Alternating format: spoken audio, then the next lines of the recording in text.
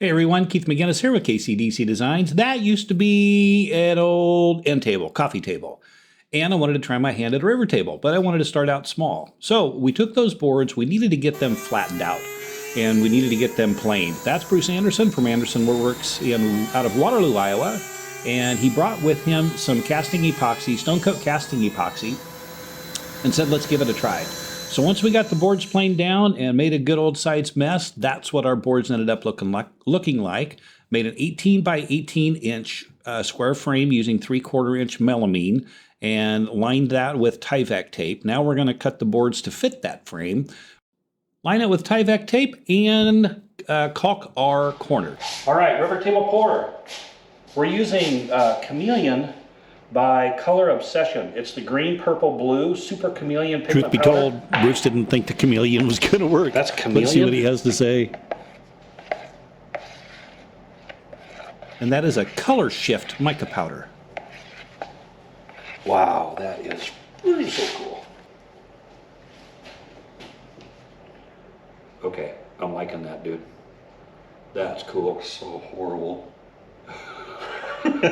This sucks. All right, good. Wow, that is going to be too cool.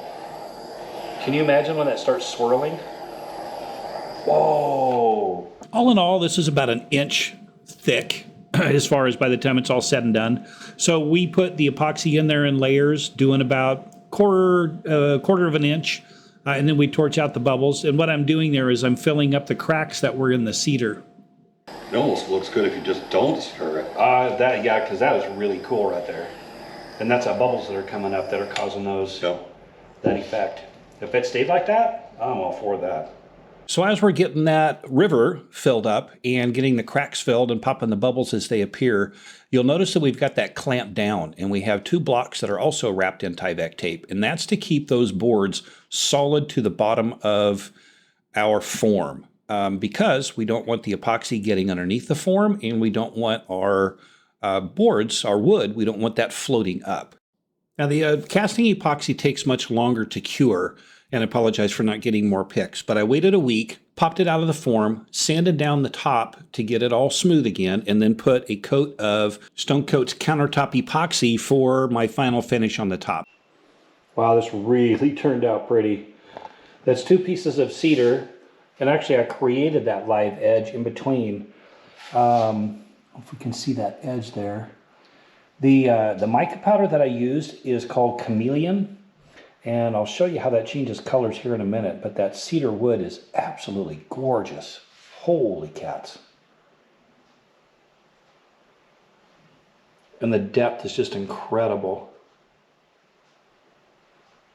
Now that river that's going through the middle, let me show you that here in a minute, but I got to keep showing the cedar because it's just gorgeous. So the Chameleon mica powders that I use, the mica powder is actually sunk. I didn't need to run a stick through those. I poured them in, and that's the way it ended up. Normally, you could run a stick through there and kind of swirl it and give kind of a swirling look. And I don't know if you can see the depth. And maybe if I lift this one end, still hard to tell, but the depth is just incredible. But look how that Chameleon, if I can get it to do it, there it's very green, right? Now, let's come around and get a different angle at it. And now you can see a lot of the purple in there, along with the glare. And it's kind of a bluish purple. If I knew my colors, I would call it indigo or whatever that is. Now let's come around this direction. You can see how that's changing colors. It is really, really cool. And that's a Chameleon color that I got from Artist Till Death. There we're getting back into the purple again. Sorry, I can't get away from the glare. But it's really cool.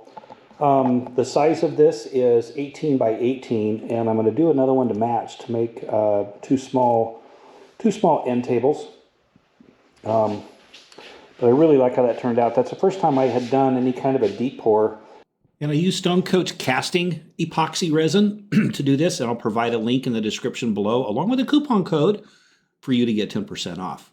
Anyway, that turned out beautiful. It was a really fun project. Can't wait to make the twin. Thanks for watching. Don't forget to click the subscribe button, and thank you so much for supporting my channel. Once again, this is Keith McGinnis with KCDC Designs out of Eagle, Nebraska, and we will see you on the next video. Thanks again, everybody.